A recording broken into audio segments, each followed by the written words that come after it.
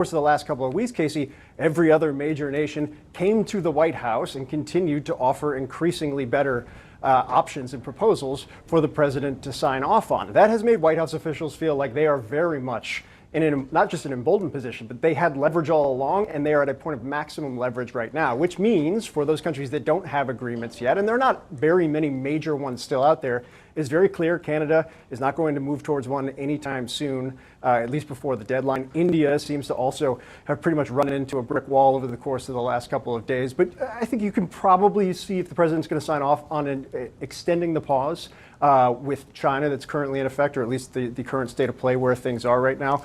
You mentioned Mexico earlier. I think the other thing you want to watch too, Malaysia, India, Canada off the table, Malaysia possible, seeing kind of where things go on this. I think the reality is this is real. And Casey, when we talk about kind of the market was exhausted over the course of 3.5 months, I think people were probably on some level as well. The president's got about 17.5%.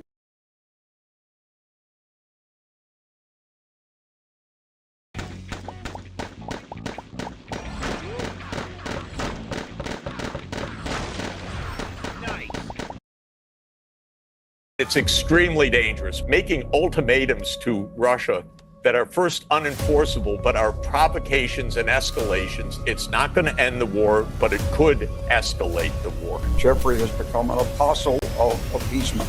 Let's tell the people of Ukraine, give up on the Budapest memorandum. We're not going to help you protect your borders. We're just going to turn back on 30 years and give up on international agreements. It's a recipe for further chaos. Jeffrey should know better.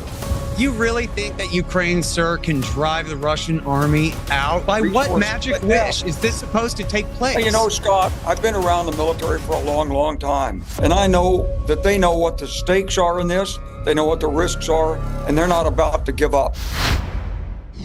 President Trump has run out of patience with Vladimir Putin. That much is clear. A 50-day deadline for the Russian dictator to end the war in Ukraine has now been cut to little more than a week. The penalty will be severe tariffs, which the US says will hammer the Russian economy. The problem is that years of sanctions were supposed to do the same thing, and they haven't. Russia's economy is actually growing because of its extraordinary spending on weapons and because oil, once bound for Europe, is selling freely in China and India. That's why former President Medvedev, a close ally of Putin, says that every deadline is a step closer to a far more dangerous situation. Each new ultimatum, he wrote, is a threat and a step towards war, not between Russia and Ukraine, but with Trump's own country. So who's going to blink first, Trump or Putin? And what happens if neither of them do, or if they both go to war? I have an expert panel and General Wes Clark standing by, but we'll begin by digging down on the tariffs and sanctions question with economist and Professor Jeffrey Sachs. Professor Sachs, great to have you back on Uncensored. I know the line isn't great to be with you. So let me just ask you, just straightforwardly, if Trump in a few days launches a massive tariff war against Russia, will it have more impact on the Russian economy than the sanctions strategy, which doesn't appear to have worked? I don't think so. I think that Trump's threats are basically unenforceable. Russia is exporting its energy to Asian countries, especially to China and India. Both have made clear that they will continue to import Russian oil. The U.S. already has demonstrated it does not have clout vis-a-vis China in a trade war. I don't think Trump's threats, therefore, really amount to an end of this war. The problem is that what the Western countries are demanding is not a peace agreement. They're demanding a ceasefire. They're not ready to talk about actually the underlying causes of the conflict. And that's very frustrating because the war could end in a day. It could end in a week if there was more honesty on both sides about what should be done. I mean, Trump clearly feels disillusioned with Putin because he feels that the tenure of their conversations they've been having bears no relation to what Putin then does. In other words, he says all the right things in the phone calls, but then immediately launches the biggest ever bombardment of Kyiv, for example, after the last call. So Trump now feels he can't trust Putin. But from what you're saying, Is that because if you're Putin, you're thinking, well, why do I need to do anything here when it's obvious? Imagine being able to build anything just by thinking.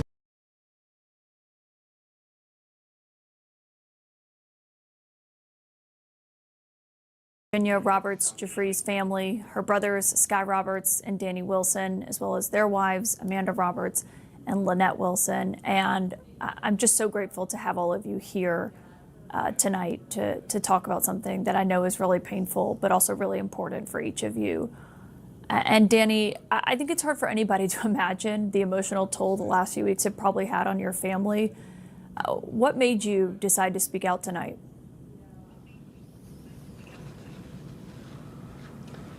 I don't think it's even the last 2 weeks. I think it's the last 10 years. I'm speaking out because my sister is not here to speak out, and I think she would, and I'm here to speak out for the survivors.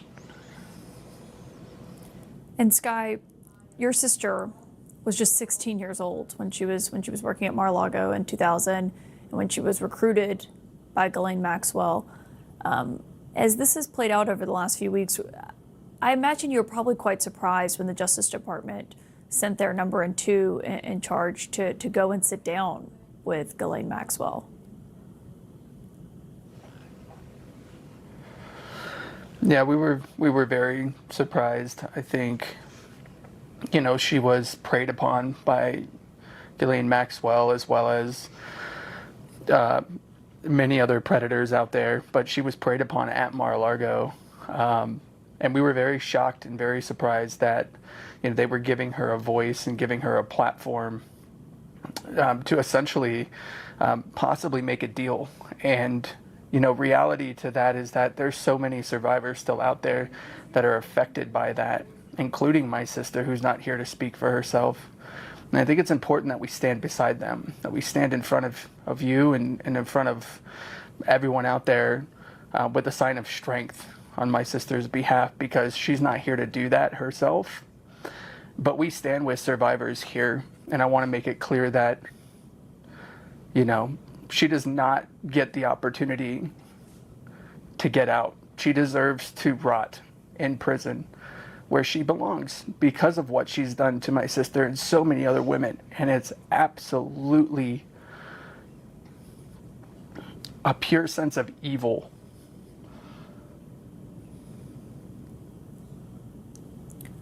A pure sense of evil.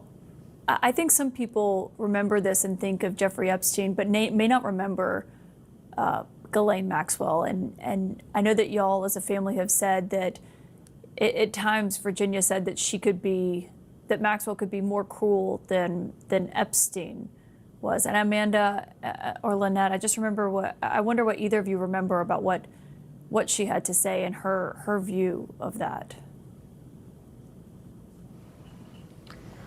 Yeah, I just remember very vivid and specific conversations with her and talking about Ghislaine and almost describing her as this puppet master, and being this organizer of things and being so viciously cruel to the young women, and knowing that they were so vulnerable and young, she targeted them specifically, and she was also very complicit, in those actions. She wasn't just like a recruiter. She participated and viciously participated with these girls and abusing them.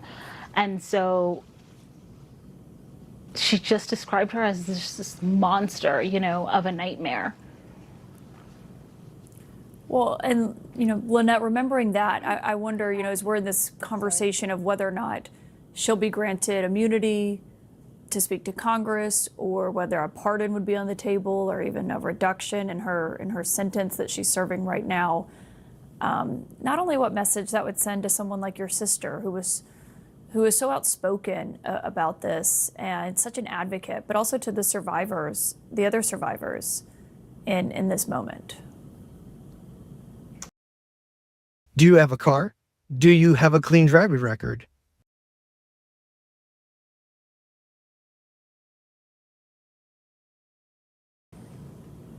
I mean, I think that's really the point, and a big reason why we are even speaking out, because it does send a message to the survivors that, you know, if you're in power, if you've got money, if you've got connections, then you're above the law. Because if there is any kind of conversation around leniency or potentially getting out, this wasn't someone who was a minor player. This was someone who was an organizer in this sex trafficking ring. She was alongside Jeffrey Epstein, and as Virginia said, she was most of the time worse than him. So it's just sending a message to survivors that their voices and all of the hard work that they've done for the last however many years, 10 plus years, doesn't matter, and it does. And as a people, we should be listening to survivors' voices and survivors' testimonies rather than someone that was convicted of the crime. Sky, when you hear the word stolen used to describe what happened to your sister when she was recruited away and sex trafficked, I wonder what goes through your mind.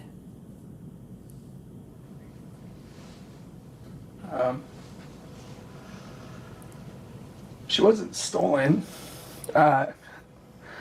She was preyed upon at his property, at President Trump's property. And I think it's very important that we don't treat it like stolen. Seems very impersonal. It feels very much like an object. And these survivors are not objects. Women are not objects. What goes through my mind is that it's time to protect survivors, and it's time to protect the young women and our future generation of young women. So no, she wasn't stolen. She was preyed upon. And it certainly makes you kind of ask the question, you know, how much he knew during that time, right? Even a couple of years later, even after he, I believe he had stated something along the lines of cutting off communication or kicking him out. He described Jeffrey Epstein as somebody who really enjoyed being around young women. And so she was preyed upon. She wasn't stolen. That's a predator that came and took her and did absolutely horrible things to her and so many other women out there. Danny, does it raise questions for you too about what was known at the time?